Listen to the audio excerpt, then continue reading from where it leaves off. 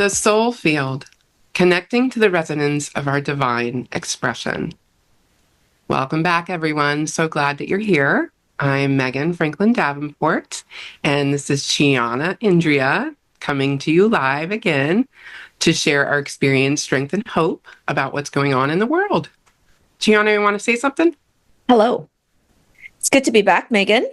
I think that today we're going to talk about us. Yeah, I think that's really important because we haven't really talked about like our background or where we've come from or, given our listeners the ability to connect with us and our story. And I think that's really important for people to build rapport and understand like, hey, like we have a background and this is where we came from. And this is why we're talking about these things. And this is why we're, in a state of service in our day-to-day lives. So I think it's important to share that. I think we could all start out from the very beginning, really. We were born into a life here on physical Earth. Earth is interesting, as we know. And so I went through life, for the most part, pretty happy until I reached a certain, like developmental age, I think into like puberty. So when I started going through my teen years is when I started realizing the world around me. And then the world that I observed back when I was a teen was not what I thought it should be. I did not like what I was seeing. And so it caused me to really question why I was here and what's the purpose of it all, like at a very young age. So essentially I had an existential crisis. Wow. Okay. Got it. When I was born a twin, and I was never alone. I was always with my twin. So I had a really hard time being alone. And unfortunately, when I was born sick. And so I was left in the hospital. So I shared the womb with her, and then she left. And it was a very awkward state for me. And I remember feeling like this very disconnected feeling as soon as I was born. And then that persisted in my life. I spent a lot of time growing up in my elementary years, feeling very confused. I've always felt like that I've loved in such a deep way. I loved animals, I loved plants, I loved all things. My nickname growing up was Tender Heart Bear, after the Care Bear. I Mm-hmm. actually have one on my altar because I was just, that's what they called me, Tender Heart, because I was so tenderhearted to everybody. And so I just remember being very, very confused growing up and then stumbling upon drugs and alcohol very early in my life, which became my solution, but was very quickly then my problem. Yeah. So Well, I'm sure it's very unique to you. I'm sure nobody has experienced that. nobody has a clue about that. No, not at all. That's not a normal experience here on Earth. No, not for indigos at all. No, we don't have a problem with that at all. Yeah, I tried to find different communities and ways to connect in that made me feel fulfilled in life, and I couldn't really find that one thing or a community or a way of life that was really fitting me where I'm like, okay, this is it. This is it.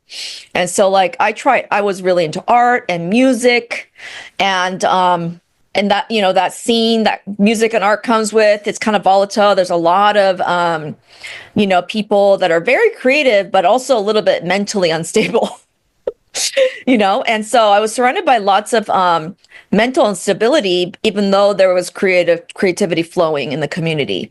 And so I was, I was even a fire performer in the circus at one point because I love, danger. Like fling some fire around my body. Sure. That's Why awesome. not? It was because it made me feel like, oh, this was interesting. And then I would eventually get bored. Like I would find something and I'd be like, oh, this is interesting to me. I'm going to go really deep into it and then get bored. And so then I'll find the next thing and the next thing until eventually I'm just like, what else is there? Yeah. Yeah, definitely. I mean, I can relate to that. And it's a different form. Like you went into art, but I actually was very interested in religion and spirituality. I went to Catholic school growing up. And while I didn't feel that that was a solution for me, it made me very curious. And I did have a connection with Christ at a very young age. But there was also something that just didn't deeply resonate with me. And again, I found substances help to fill like my God-sized hole inside of my chest. I see. And so it wasn't like the religiosity or anything like, spiritualism could solve that, but going to raves and taking drugs and or whatever did for temporarily. So and I still love art. Art is it's such an expression of the divine, and I think that like both me and you have been looking for the expression of the divine. Yes. And that has been a lot of our story. Well, I had to go extreme because that's, if you know me at all, I like to explore the different ends of things where the pendulum could swing. So when I was raised Christian and I left the church around 17 because I was like, this isn't vibing with me, kind of like what you were saying, just wasn't resonating at a core level. And so then I decided, what's the opposite of that? So I was atheist for 5 years. Horrible 5 years, by the way. Do not recommend. So that was the time when, because we're spiritual beings, right? So my spiritual being was like, "Oh, you're atheist now. Okay, let's see what happens with this psychic phenomena and this psychic phenomena. And now you're hearing voices, and now you're seeing things, like in a very like real way. It wasn't like I was made up, Like I would literally hear my college professor say the words before they said it out loud in my head. It was pretty bananas, and so I was like, okay. Well, I'm atheist.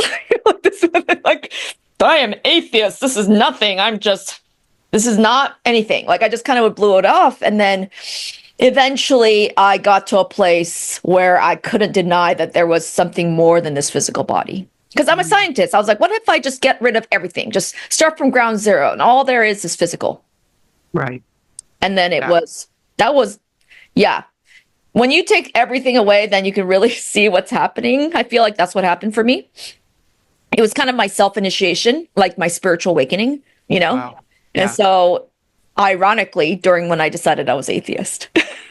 Wow. Well, that makes sense though, because somehow your spirit guides and the angels got a hold of you, and it's so interesting because it's almost like when we're at the darkest of the dark, like when we're at the lowest of our mental capacity, whatever despairing moment, hopeless moment that we're in, that they're able to get the message in. That's so my story, like I was 18, I had just turned 18 years old, and I was living on the streets and here in Satellite Beach. My mother wouldn't have me, my father wouldn't have me.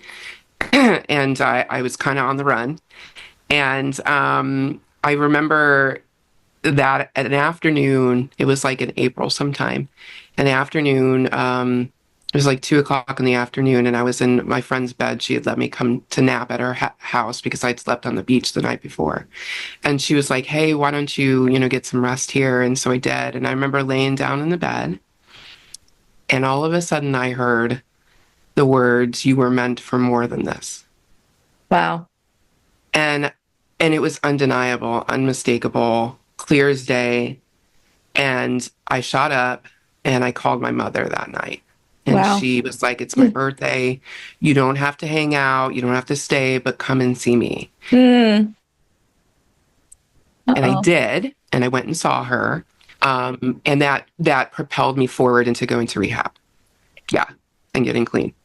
So they were always there for us, even in the darkest of dark moments. And I don't know how that veil is opened so that we can hear when we absolutely need it. But I needed to, and there's still moments where I question myself, I question the path, I question God, right? And I will always remember that still small voice that I heard that said, you were meant for more than this, because I believe it. Hmm. I believe it to my core now. Absolutely. And so a lot of my life and my vision and my purpose is to actualize that purpose, actualize why I'm here. Not just that I am here, not just that I am on planet Earth. Like, okay, I'm an eternal being and I'm galactic, but what are we doing here? Like, yeah, okay, I want to have fun and adventure and joy, but I also love humans and I want to serve them in their highest good too. Yes.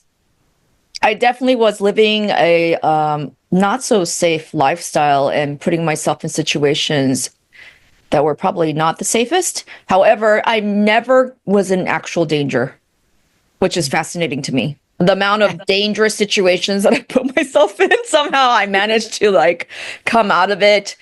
This is way before the mystery school, but just like come out of it fairly undamaged, you know? It's fascinating to me. There was definitely like a road trip I took, and we ended up lost in the woods in Oregon, like in the forest. We were literally in a maze in the forest, and we couldn't get out for like really long time, at least 7 hours. It was a long time in the forest. And there was one point where I was driving, and it was a cliffside road, like a road on the cliffside, and it started fishtailing on a very narrow gravel road. And on the right side was just a drop off the mountain, and the other side was a ravine. So I was just like, I just remember my, all my skills from driver's ed, like go towards the curve, and I was also like, we're gonna die, like, like it was like fish. I don't know if you've ever fishtailed. Yeah. It gets whiter every time. And then so like if we had gotten one more whiter, we would have been off of one side of the road or the other, and probably would have died, really. Either way, it would have been bad. And then suddenly I was like, well, this is it. And then suddenly the road just went, the car just went zoop, just straight. I was just like, Yeah, we've been so divinely protected. it was like it was not my time. No. They're like, what When is she it is, doing? it is, and it's not now. Yeah. Yeah. Like, oh God, we're gonna just push the car back on the road. But there are many instances like that where I'm like, wow, that is oddly weird that we came out of that fine. Yeah, definitely. I've had some close calls when I was younger too. Hmm. A lot of it drug induced, but thank goodness for sobriety and also modern mystery school has helped me a lot. But yeah, Yeah. I mean, I've always been super sensitive. Like I've always been very open. Yeah. As a child, I was very curious, but I felt a lot of things and I saw things that, makes you question reality a little bit. And I also, just a quick background, my grandmother suffered from paranoid schizophrenia. So, Oh. yeah. So, and she was hospitalized until the day she passed. So it's Wow. kind of like, don't talk about these things that you hear or you see or you experience. But I very clearly remember places that I was scared of or things that I had seen, and definitely things that I had heard or the conversation that was happening in my head. And that's not abnormal of people that are clairaudient. Yeah. So, but I didn't talk to anybody about it because it wasn't safe to do so. But And I didn't really know that was okay until I was a lot older. I want to back it up. So at 15, I hit a wall of depression.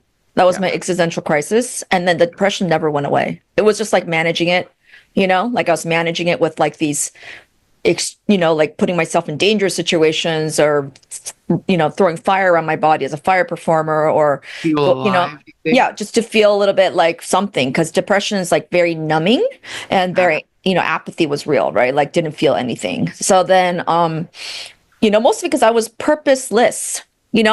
I was here, but I didn't have purpose. Not in the way that makes you feel that wholesomeness inside. Because I do believe that you have to have a bigger purpose that you're part of in order to feel that like fulfillment inside. Yeah, I understand what you mean. Because I have it now. Now that I have it, I'm like, oh, that's what it was missing. I was missing my purpose or knowing what it was. I probably had purpose, but I didn't know what it was. That's actually very interesting. I was a little forward in my story. I was sober. I was few years sober. I was living in Atlanta. I moved from Florida to Atlanta, and I had a really good job. I was working at a place called Ridgeview Institute, and I was working with patients that had bipolar and drug addiction, and like it was like the job that I had dreamed of, and I had got it. And I remember working there and feeling so stuck and so unfulfilled, and like, why did I do this? Like, how this can't be. This can't be what the goal was, because it was so sad. And I wasn't affecting change in these people's lives. So I remember talking to somebody I met in AA. in Atlanta. And I was just like so despairing, like I'm sober, I believe in God, I work the steps, I have this great job, and I don't actually feel like I'm doing what I'm supposed to be doing. Like the more that I knew I was supposed to be doing, she's like, well, I have this thing called a life activation. Hmm. I think that it will help you. And I didn't know anything about metaphysics or even Reiki at the time. This is in 2007. Hmm. But I was willing and I trusted her. I trusted her and she provided that service for me and it changed everything. Yes. And I was the same. Like I was trying to find that fulfillment because I love art, I love music. This is going to fulfill me. And it didn't. Like I got there, I got an art degree from University of Washington. I was performing, I was doing music, I was doing art, like not making very much money, but I was doing it, and it was not fulfilling in a core level. Like I was like, and I saw the community around me just falling apart. They were not happy and they were creative, but they were just so unhappy and not really supportive of each other because, you can't really help people if you're broken, right? And unfortunately, a lot of that community was not they weren't healed. They were maybe trying to seek what I was seeking, that fulfillment within that like creative expression, you know? And not to say that there was all negative moments. There were, definitely good positive moments, but it wasn't lasting, you know? Yeah. Yeah. It's like, even as we're talking right now, it's like what we were searching for was the divine. Yes. Yes, purpose, yes, meaning and fulfillment, but really it's about connection with the divine. With our divinity. Yes. Yes. And it wasn't until, I actually met my husband, Osiris Indria, in that community, in the art and music community. So had I not gone in there, we might never have met, but at the same time, I do believe we were going to meet anyway. So, and he did, essentially saved my life because he was like, he held his hand out and he was like, here, let's go this way. And also, by the way, I'm studying with this modern mystery school tradition that's really amazing. And pretty much he didn't have to explain much. I just felt the energy come in, and I was like, well, I want some of that. Whatever you're talking about sounds awesome. And Wow. yeah, Wow, that's so cool. yeah. And then he was in the modern mystery school because of Absissima Teresa, who's my guide, who ended up being my guide. And so has she not pursued that community, it wouldn't have it wouldn't have gotten Osiris involved, and then he wouldn't have reached his hand out to me to be like, hey, let's do this, or if you It's want to do this. remarkable. Mhm. It's remarkable to me sometimes thinking about the way that we have stumbled upon the path within modern mystery school. Like honestly, because let me tell you this interesting story. So I'm living in Florida. This was with my ex-husband, and I think it was about X X X yes. X. Okay, Megan. I like being married. What can I say? I know. Okay. Like 23 and we were I think getting separated but I was like shopping on eBay and I saw this Tibetan object and I was like that is really cool. I have no idea what that is, but I need it. And so I got it and I had it and I was like I don't know what to do with this thing, but I kept it actually next to me on my nightstand. And it came with me to Atlanta. And within, I think it was about 4 months, maybe 6 months of me being in Atlanta, that's when I met my friend who life activated me. And that thing, that Tibetan thing, is called a purba. And a purba is actually a tool that we use on the ritual master ceremonial path. Hmm. So I had already, like, my soul was already searching, and my guides were leading me into the correct direction, my path of purpose. And I didn't even realize it. It's just, I found my way. We will find our way. I was the same. I was collecting spiritual nuggets of wisdom that I decided was to truth that I was finding along my path. I'd be like, put it in my head of, this is something I believe in. This is something I believe in. I don't know if they all fit together, but these are some things that are core to me. And then I took that Empower Thyself class with Sisma Teresa in December of '06 on the solstice, the longest night of the year. Yeah. And all of those things that I start collecting, they start fitting in the class. It was like, oh, if it's here. Oh, if it's here. There were some things that were just like, okay, that's maybe not be, that's not something that we need to like dwell on. It might not really fit anywhere. And so like there are a lot of things I collected over the years. I was like, these are my truths, or these are things I believe in. And they started all fitting together, almost like 80, I would say 90% of what I believed in started fitting in that class into a more of cohesive whole. And I was blown away because I couldn't find any system that would do that. I was trying. I was like, I tried Tibetan Buddhism was my, super favorite for Yeah. a while. And then I studied Taoism a little bit. And then, of course, Hinduism was not my jam, but I did get into it a little bit. And then, of course, we started with Christianity, right? And so, Yeah. and then even Wicca. I tried Wicca. Yeah, I actually in college was studied a lot of cultural religions because Mhm. again, I was like, I really, really liked religion and I really liked spirituality and I loved the concept of like being Brahma, that we're all God, and with Hinduism, and I did read the Bhagavad Gita, and I got a free um book on the street from a like monk, from somebody. I It's like giving out free and books.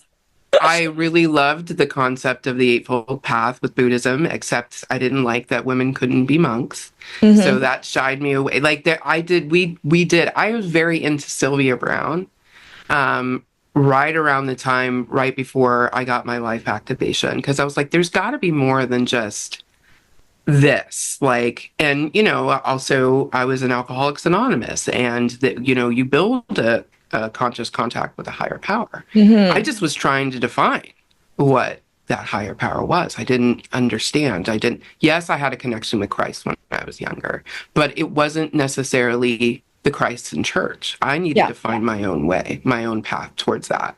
So yeah. Yeah, I had to have a redefine a lot of my thoughts because I was raised Christian and they have different, very specific definitions of what these specific terms mean. And then the mystery school uses some of the terms that are similar.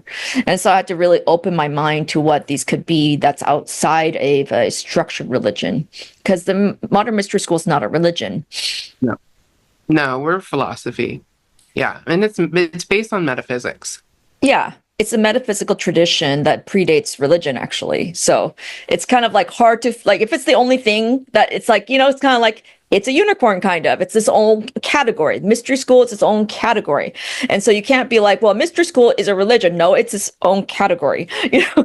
And you could be like, oh, mystery school is a cult. No, it's its own category. So it's like human nature to be like, oh, I want to start categorizing this and put this in a already formed category that Oh, may not fit it, but it's yeah. close because it has some remnants, or maybe they are trying to force it, force fit something into Yeah. like a square peg into a circle, hole.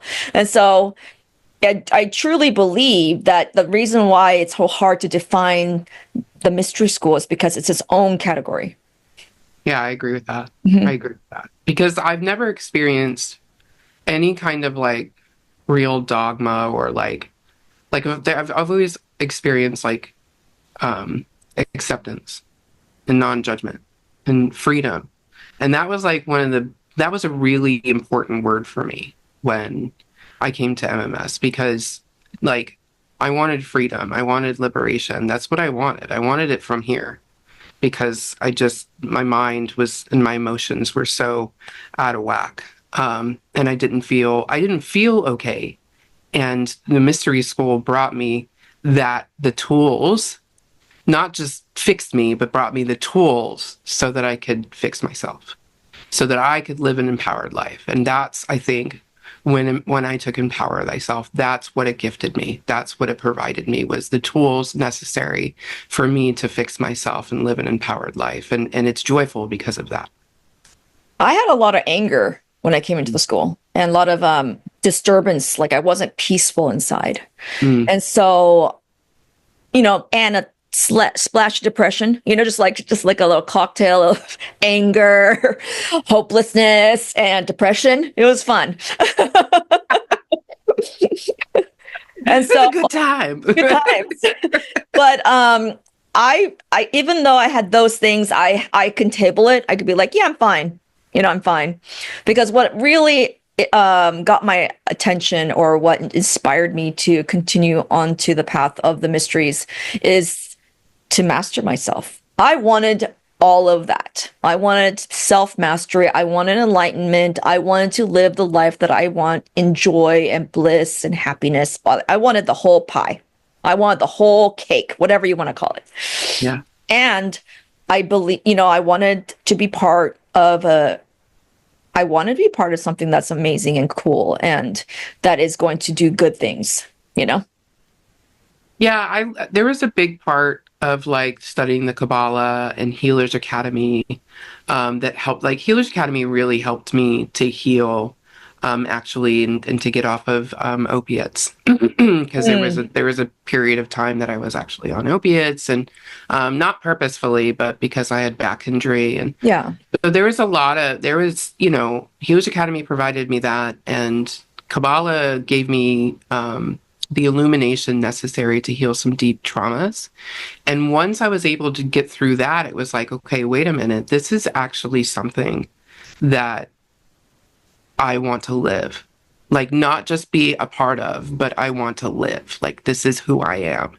And that's when I really embarked on like the ceremonial path and moved forward with, becoming a guide very quickly because this was it. This I, was what I had been looking for my whole life. This is what I wanted to love. I wanted to be connected. I wanted to serve. And I was the it was same way. all, I was like, I was hitting a wall or a ceiling in my life. I wasn't able to move past it. And as soon as I got that life activation and Empower Thyself class initiation, I just I just launched and everything was just flowing and I was feeling all this energy and positivity. And then I was actually too busy to be depressed, like I was like constantly feeling this vitality and energy and movement and feeling joy and like hope and all kinds of stuff that I hadn't felt before. So I was like, what's the next thing? What's the next thing? What's the next thing? Because I was like, if I feel this good from just this class, then more, like I just wanted more. And I'm pretty much still there. Like even like it's kind of, I mean, it's not normal, I don't think, for the regular world to think like you could be this excited about something oh yeah. 18, 19 years later. Years later, oh yeah. I'm still like, what next? I want the next thing, And It's so never boring, that's for sure. never It's boring. In fun. fact, I used to think life was boring because I kind of would, it's not that hard to master things. Like, oh yeah, math, not that hard. English second language, not that hard. Like I was just like, what's next? What's next? I'm gonna college degree, done. Like, like what do you want to do? Like be in the circus, done. Like, I just tried so many things and I got bored. It's like, what else is left? Well, I just remember like I had never flown by myself before. Like I'd never gone on a distance trip by myself. And I went to Portland for Healers Academy. And I went there and it was amazing. And it was actually 6-day class, not a 5-day that we have now, but it was awesome. And then I had to go to Ireland for the next part of my path, right? And I was like, oh my God, I have to get a passport. I've never flown internationally before. And am I going to be okay? But it made me push beyond my own perceived parameters Mhm. and my own limitations of like what I thought I could handle and do versus what was true of my divinity. You know what's funny? The first time I also didn't travel by myself before, flying by myself before the mystery school. And do you want to know where I flew for the first time by Japan. myself? Where? Atlanta, Georgia. And I had to take the train through the ghetto with my suitcase. It was awesome, wasn't it? I was like, there are burning mattresses on the side, like literally the ghetto out the window. And I was interesting because there was a one stop in Atlanta where everybody gets off, and then the only people that are on are like it because the next stops are the ghetto. Like I didn't know that because I had to get to this other area. And so then I had no idea where the ghetto was, but it was definitely like, oh, well, everybody got off the train and there was like 3 people left, and I was one of them. I was like, wow, the train just emptied out, and then everyone got real tense, like Real nervous. real nervous. And then I remember the next bus stop or next train stop, a girl got on and she sat next to me on an empty train, like an empty train. I was like, This is very odd, but she was young. She was a teenager and she had a cold. Safe I remember her person. kept sniffling. I think it was just like she was pretending that we're friends for strength in numbers. It's Yeah. like a survival tactic.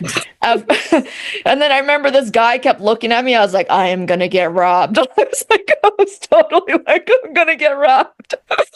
And then I get off at the last train stop and I was trying to transfer, but the guy that was actually watching me was like kind of keeping an eye out on me, like Yeah. trying to help because he Yeah. runs by and goes, that's the last train. There's no more trains. You're going to take a taxi cab. And he pointed to the direction of where the taxi cabs were queued up. Yeah. So he was actually helping me out. So I was protected. And then I got there and there was a Isn't that guy beautiful? doing some prayers on for his, I think it's Islam, but anyways, he was doing his prayers at the back of his taxi, and I was like, hey, are you able to give me a ride? He goes, I'm doing my prayers. I was like, I will wait. I will gladly wait for your prayers. And he took me the rest of the way home or Yeah. to the hotel that I was meeting everybody at. But Yeah. that was my first trip by myself, Megan.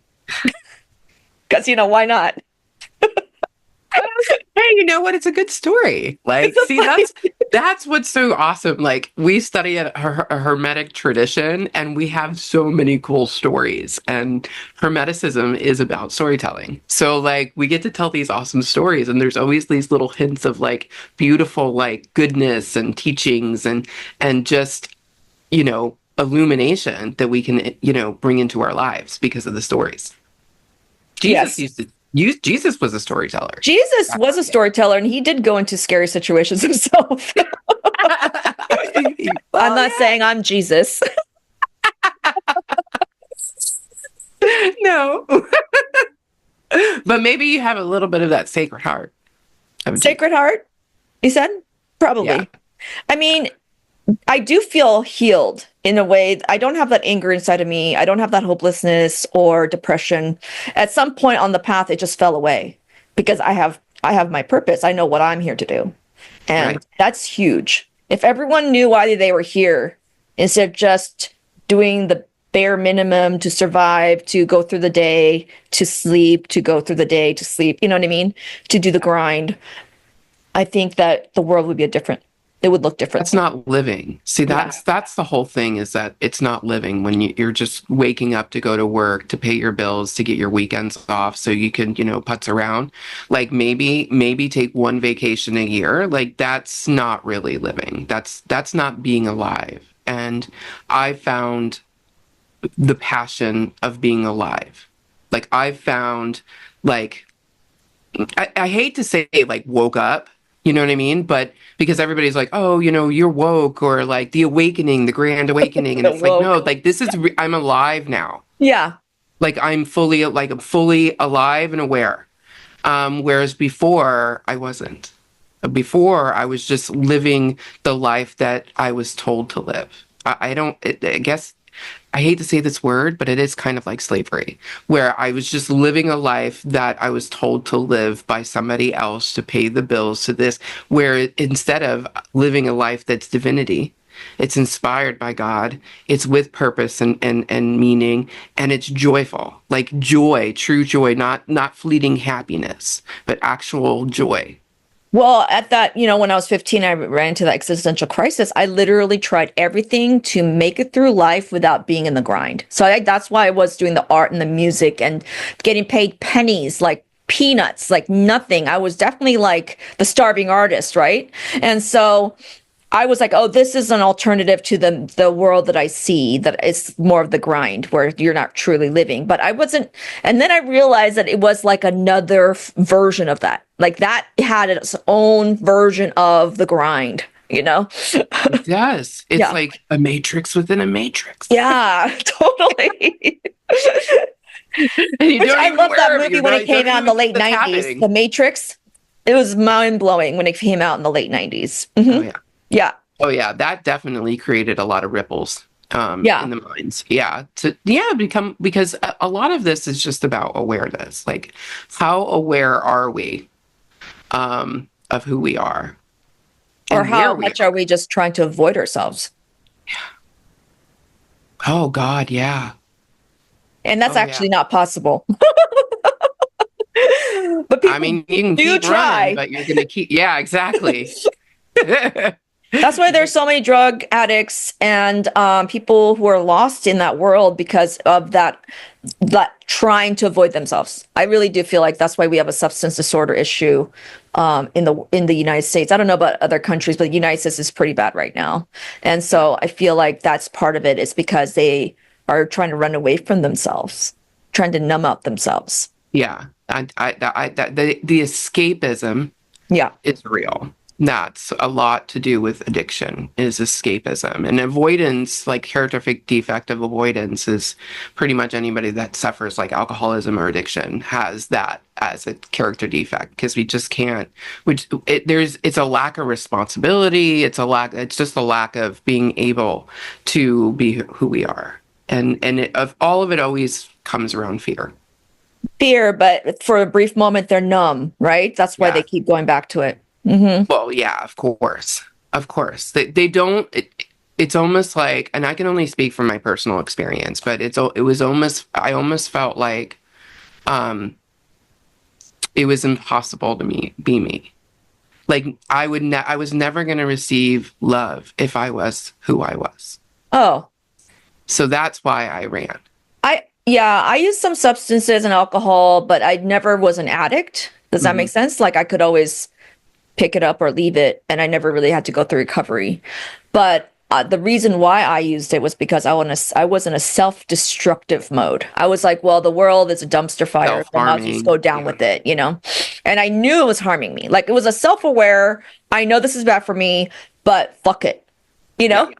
Yes. Yeah, a lot of it is just based on self-harm, but there was a tipping scale for me where it was just like I couldn't there, when you're a true addict, you can't live without it. So, and I just yeah, that was my story. And again, I have Alcoholics Anonymous to thank as well as the Mystery School that helped me with the correct tools to face who I am and to live a life of purpose and to help others to remember their own divinity because that's a huge, if we all remembered that we were all divine, each one of us, that we're all aspects and essences of the divine, then there wouldn't be war. There Mhm. wouldn't be this addiction problem because we would all feel connected. Mhm. We would all be a part of the one. And like just love and peace and tolerance and acceptance would be paramount on the planet. There would yeah, of course there would still be maybe some disagreements and things like that because we do still have ego, but at the end of the day remembering our own divinity and having God in our lives, that is what gets rid of the clashes that we're seeing on the planet. Godlessness is the number one. Godlessness is rampant right now. Yeah. Hmm. And regardless of what belief we believe, Yeah. judging other people, regardless of what your belief is godlessness, judging them unnecessarily. Any opinions, any separation of any form is godlessness because we are all aspects of the divine. Yeah. We all are eternal beings, galactic beings. We don't belong on planet Earth. We're just here visiting. This is our vacation in Now, eternity. judging is not like, oh, no one should criticize me because I feel like criticism is helpful. Like, because I have a Oh degree in yeah. literally Yeah. criticizing people. Like, that's what Yeah. art degrees are. Hold You it criticize down. people's art. Like, I have a degree in criticizing people's subjective art, essentially. That's pretty I fascinating, love right? it. And Yeah. so, but it's criticism isn't necessarily bad because it's helpful, but it's when it becomes detrimental. Like, are you judging them? Can they do what are they going to do with that information? Or are you just harming somebody? You know? Because Big parents, love. as I'm a parent, like you have to parent your child. You have to tell them there's something better than they are already. Otherwise, they Mhm. will never strive to be better. So, which is could sound like criticism, could sound like judgment to the child, but it's not. I'm never going to try to do it from just trying to harm that child. You know? Well, it's redirection. And Yeah, sometimes there needs to be redirection. And, yeah. we, you know, redirection from a place of the heart, right? And maybe people don't know how to do that, but there are ways to learn if they're just willing to move beyond where they are. Yeah, I think the world went into like no one should criticize anybody and everyone should be accepted the way they are. But that causes that causes such an interesting stagnation in the field, Yeah. and actually causes more judgments, like not less, which I find fascinating. Right. Mhm. More separation. More separation. So Yep. the whole purpose was for it to be like collaborative and to be inclusive, and what ended up happening was it created more separation, more Ac- boundaries, more structure, more this, more that, more slavery. More Instead anger, of more fighting. yeah, Mhm. And we always look at the fruits, right? yeah. So the fruits are better or worse? Yes. I'm not going to say what happened because look at the world. I mean, I think that there is a lot of light coming on the planet right now. Yeah. And I And think that eventually we're going to get to a place where things are going to start to smooth out. and we do accept everybody, Oh, but we don't accept everybody to the point of where they don't have to improve themselves. Like we're not just perfect the way we are. Wait, there's a we're book. not. No, we're not though. I mean, every day we should be better than the day we were before. Yeah. Like every day we should be better. Hmm. Every that should be we should be striving for that every day. That's why we have goals. That's why we, and if we don't have goals and if we don't have ambition and if we don't have things like that, then what's lacking in our life that's keeping us from that? Because that's what helps to fuel us and drive us forward. And women have that too. It's not just a man thing. I know men have like a lot of drive and ambition, but women do too. Like I just, like I said, I've always wanted to love and be loved. Okay, Hmm. right? But like now I get to really embrace that in the work that we do. I get to really show people like, hey, Valentine's Day is pretty great. And like, being romantic's really amazing and beautiful, and poetry's fun. And oh, wait a minute, do you like to dance? Or like, how do you want to live a life of joy? And if you don't know the answer to that, let's explore it. Let's discover you Hmm. because it's there. You just maybe can't see it right now. And it's true because in we're more so now than ever before. You live the reality you want to believe in. Like, Yeah. for example, if you want to find something negative about some topic, you will find all kinds of backup information to back up your stance on it. And that's your belief system. However, if somebody else wants to find the opposite of that argument, they will find it because Yes. that's the reality we live in. So it's like if you want to focus on all the negative, horrible things that are happening on the planet, you're going to find them. Yes. And then if you're What going to you find, focus on grows. yeah, but if you're going to focus on all the good things that are also happening on the planet, you're going to find those. So it's really like our last one of our podcasts about the mind. It's really important what we want to focus on. Yes. So maybe you could start there. Like, what am I focusing all my time on right now? Do like a mental audit. Like, what are my thoughts? Where are they leaning towards? What are Mm, the topics or subject matters that I'm constantly thinking about? And mm, if it's like 90% negative, maybe it's time to refresh.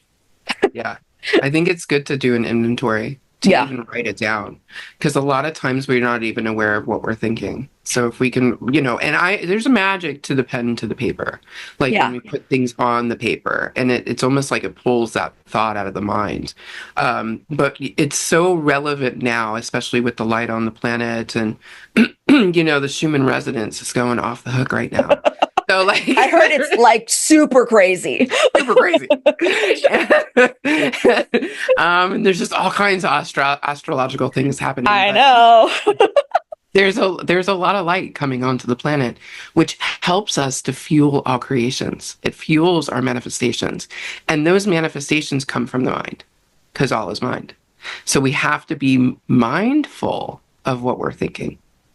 Yes. And with the astrology, I'm not going to go super into the detail, but we have an astrologer in the in the Modern Mystery School, a dear friend of mine, Alex Cheho, and I love her dearly. And she is so good at explaining these phenomenons very clearly. And one of the things that stood out that I feel like I want to share that Yeah. really helps me, especially when we have so many planets changing signs and all this stuff and lunar eclipses, people act like, oh, these things are happening to me. Oh, these, Yeah.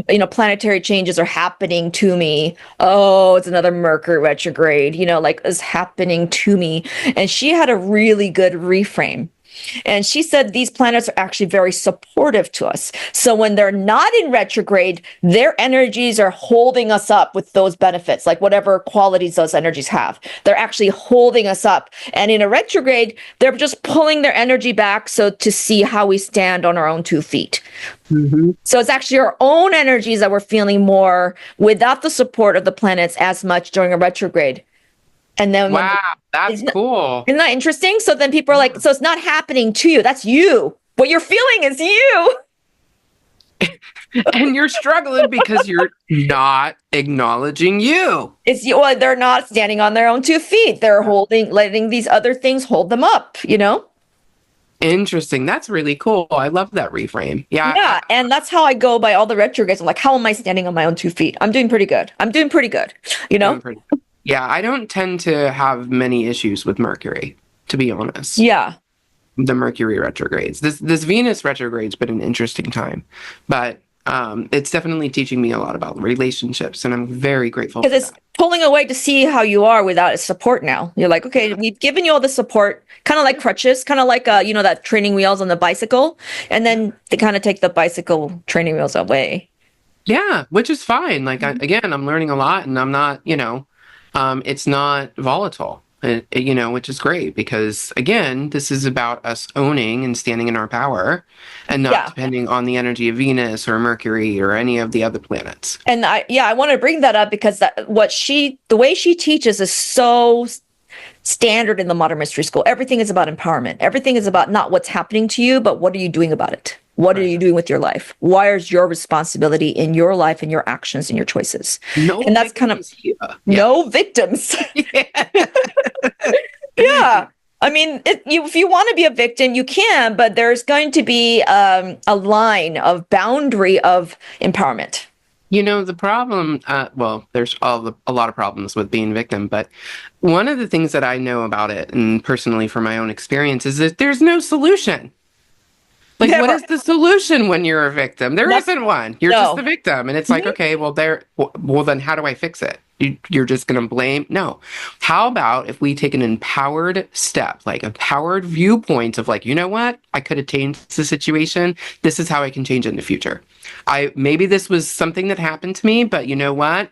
This is how I can avoid it in the future. Whatever it is that you need to reframe or redirect the perspective so that you are living more positive experiences in your life.